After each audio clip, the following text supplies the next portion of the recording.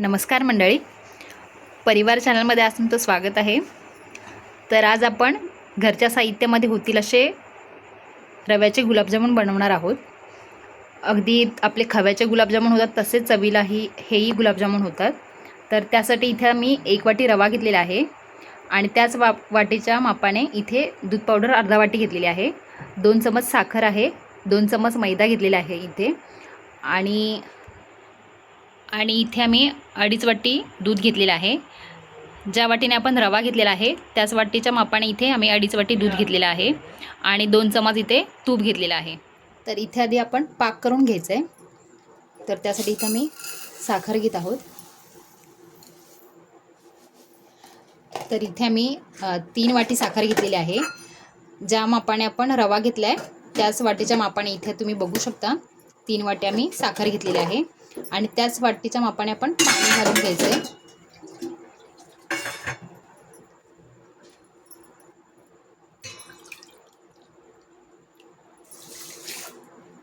जेवढे आपण साखर घालणार आहोत तेवढंच पाणी आपल्याला ॲड करायचं आहे. इथे मी 3 वाटी पाणी घेतलेलं आहे. तर पाकामध्ये आपण आता वेलची घालून घ्यायची आहे. इथे मी ठेचून घेतलेली आहे वेलची. 5 ते 6 वेलची इथे घेतलेल्या आहेत. आपल्याला साखर पाण्यामध्ये मेल्ट करून घ्यायची आहे.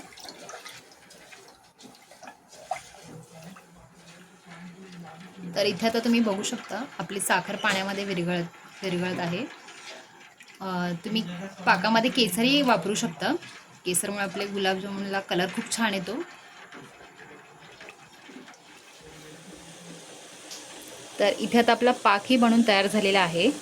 पाक आपल्याला एकदम घट्ट करायचा नाही आहे. आपल्या बोटाला चिकट लागेस्तोवर आपण पाक बनवून घ्यायचा आहे. आता आपण गॅस बंद करून घेणार आहोत. आपण गुलाबजामुन बनवेपर्यंत पाक झाकून ठेवायचा आहे. तर इथे आता आपण रवा, दूध पावडर आणि मैदा मिक्सरला बारीक करून घ्यायचे. तर इथे आता तुम्ही बघू शकता आपलं मिश्रण आपण मिक्सरला लावून घेतलेलं आहे. आपल्याला एकदम बारीक पण करायचं नाही आणि एकदम जाडसर ठेवायचं नाही आहे.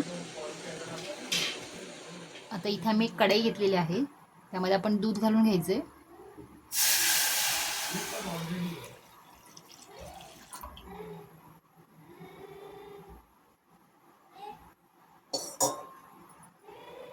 आपण साखर घेतलेली त्यामध्ये ॲड करायची आहे.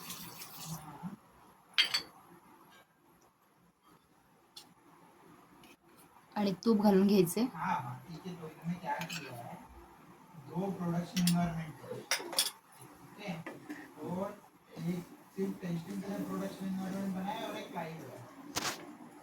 साखर यामध्ये ऑप्शनल आहे, तुम्ही घालूही शकता किंवा स्किपही करू शकता.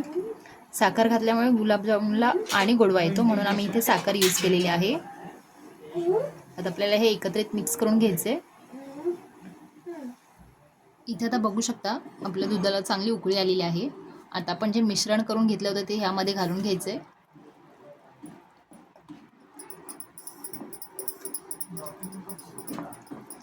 एका हाताने मिश्रण घाला, दुसऱ्या हाताने फेटायचे.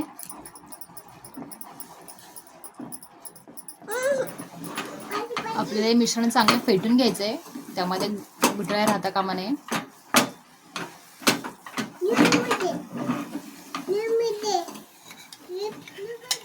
आपण मगाशी पूर्ण तूप यूज केलं नव्हतं. आता जे उरलेलं तूप आहे ते पण आपण यामध्ये ॲड करून घ्यायचे.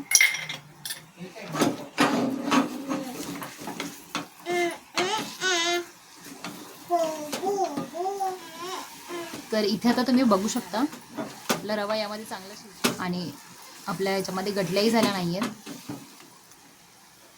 आता इथे आपण गॅस बंद करून 2 मिनिटासाठी थंड होण्यासाठी ठेवणार आहोत.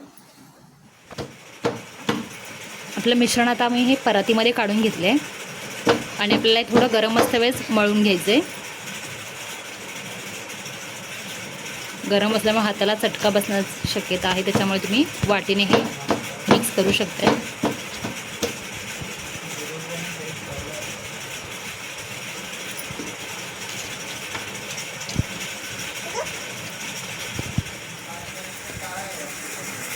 तर इथे आता मिश्रण थोडं थंड झालेलं आहे, त्यामुळे आपण हाताने मळून घ्यायचे. मळते वेळेस हाताला तुम्ही तूप लावून मळायचे.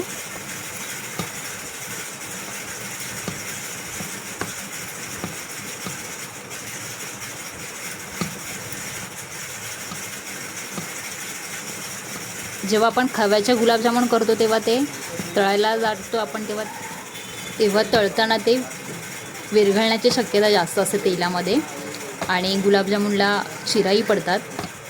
पण रव्याचे गुलाबजामुन करताना तसं काहीही नसतं, खूप छान होतात.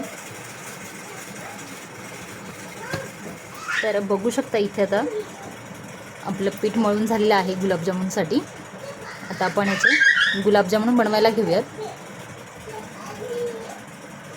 इथे बघू शकता सेम आकाराचे आपण गुलाबजामुन करून घ्यायचे आहेत.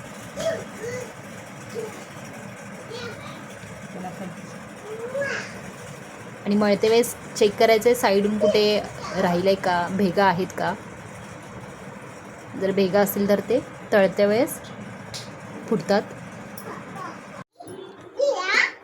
तर इथे आता आमचे गुलाबजामुन बनवून तयार झालेले आहेत. एका वाटीचे आपले 40 गुलाबजामुन झालेले आहेत. 40 ते 45 गुलाबजामुन होतात. आता आपण हे तळून घेऊयात. तर इथे आता आपण गुलाबजामुन तळून घ्यायचे आहेत. तर त्यासाठी इथे पॅनमध्ये आम्ही तेल गरम करायला ठेवलेलं होतं. तेलही गरम झालेलं आहे. आधी आपण चेक करून घेऊयात. त्यासाठी इथे छोटा गोळा आम्ही यामध्ये घातला आहे.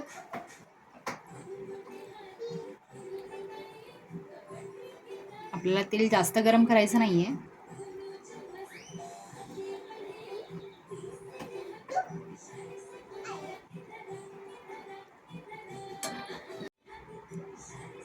तर आपलं तेल चांगलं गरम झालेलं आहे. आता आपण यामध्ये गुलाबजामुन सोडून घ्यायचे.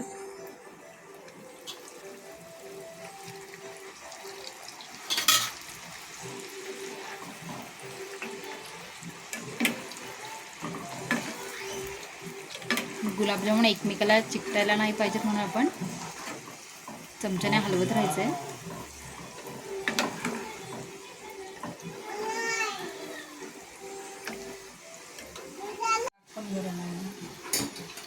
हे तुम्ही बघू शकता आपला गुलाबजामुनचा कलर चेंज झालेला आहे